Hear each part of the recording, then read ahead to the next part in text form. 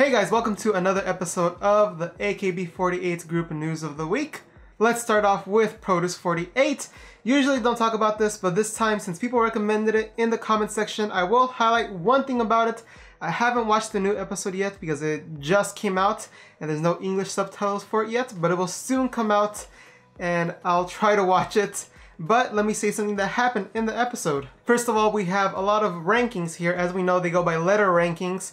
And it seems like more members have gone up because previously a lot of the Japanese candidates have been at the bottom, but now they're slowly starting to come up. And also we have a new ranking system between number 1 to number 12, and based on the AKB groups, we have Sakura at number 3, we have Gotomoe at number 6, we have Mayu at number 8, and then we have Yamada Noe at 11 and Jurina at 12. It seems like there's been a little bit of movement around, so things are still mixing up. By the end, this number will be completely different. My guess is they're waiting to bring Jurina in later on in the season.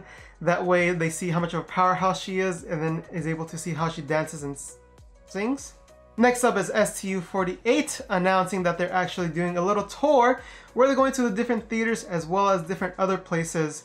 And it seems like they're going to the NGT theater, the AKB, SKE, NMB, also Ninko Fare, and they're also going to Osaka Matsushita IMP Hall. It doesn't seem like they're actually going to their actual boat, but the name for the boat is coming soon. Probably by the time this video goes up, the boat's name will be announced. I still think Bodhi McBoatface, as Haruhika suggested, is actually probably the better pick. Next up, we have some SKE music videos. Last time I talked about the main single, but this time we have two of the coupling tracks. And first one we're going to talk about is called Parting Shot. And this one is a very nice, clean, simple, very low saturation music video where it's basically all black and then just has a couple of lights. There are alternate lights if you look at their eyes, but it seems like this is very simple and very clean. I kind of like this, going simple and clean. I kind of wish they amplified the blacks and used a little bit more shadow on their faces. But again, maybe they're going for more of that appeal. Again, gotta have the soft lighting on them. And next is the music video Darekano Mimi, which I actually like more than the other one.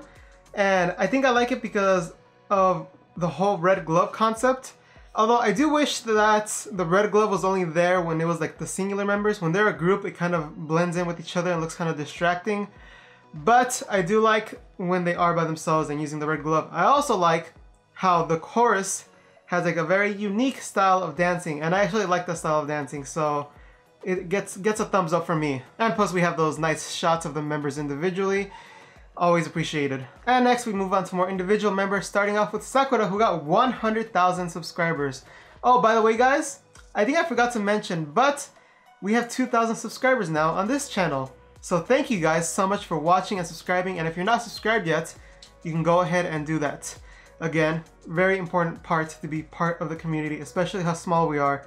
We all have to stick together, right? So yes, congratulations to Sakura doing that gaming thing. It seems like Produce 48 has in fact helped a lot with this number, because as we see, Produce 48 has a lot of fans that aren't exactly J-pop fans, which means it's a little bit more abroad in the world, which means they're more likely to be interested in this kind of thing. Now, whether they spend a lot of money for tickets, that's a whole different thing. Next up is Fukuoka Seina, who has her own radio show. It is called AKB48 Fukuoka Seina no Shibuya de Shining.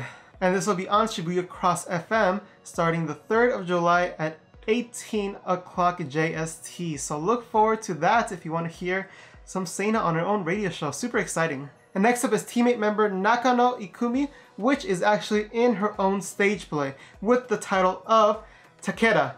And she will play the heroine of this musical. Pretty exciting. This only runs from the 28th of November to the 2nd of December at the Tokyo Metropolitan Theater. Why did I say that right? I can't even read English. So yeah, if you're interested in her or interested in this, go ahead and check it out. And last bit of news, as you know, I always save the best for last, some Photobook news. This is what started the channel, Photobook news and Photobook things in general, so I always leave it to the end.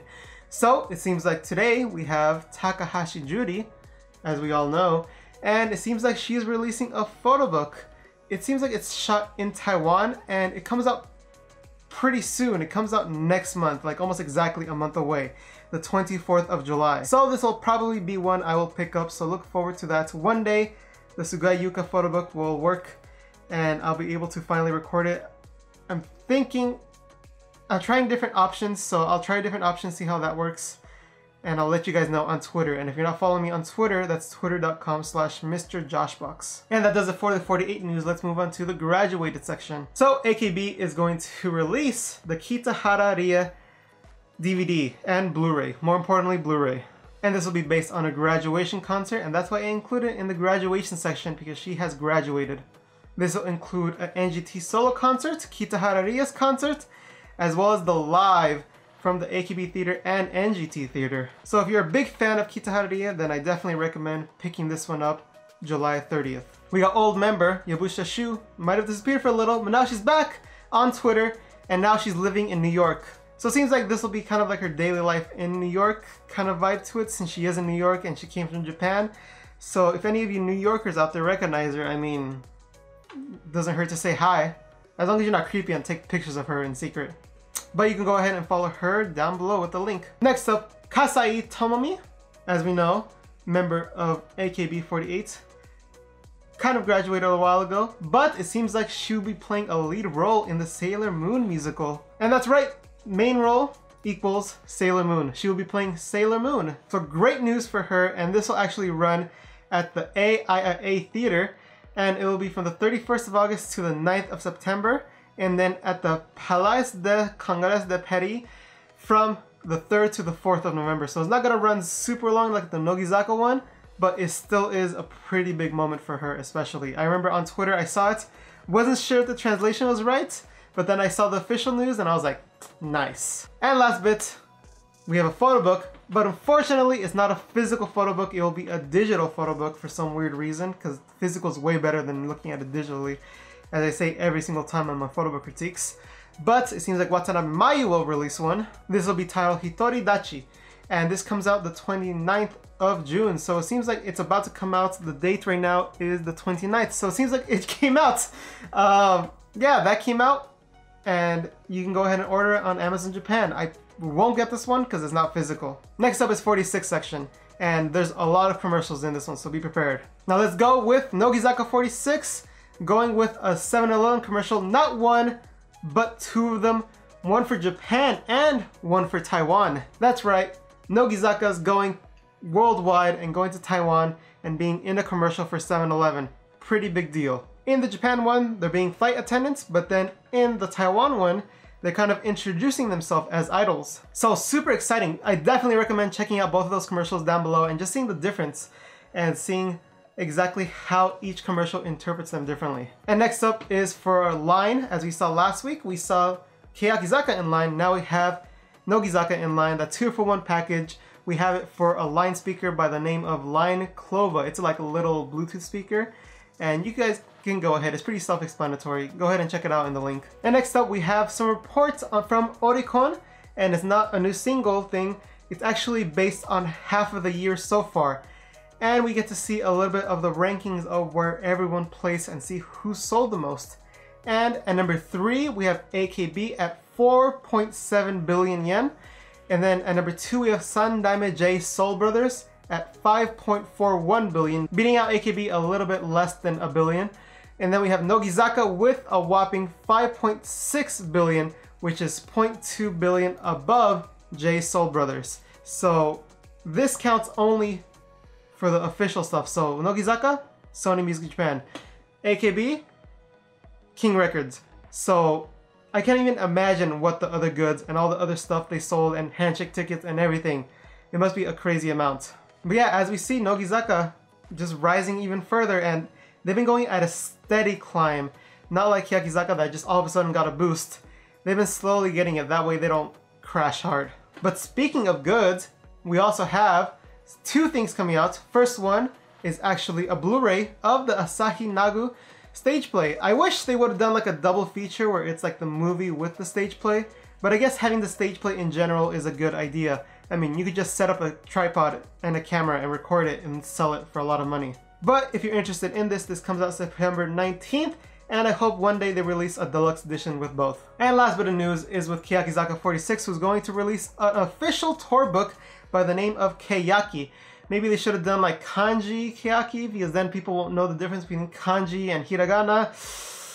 You can listen more about that argument on the Slope podcast. So it seems like this will have two different covers, kind of a cool image and a cute image.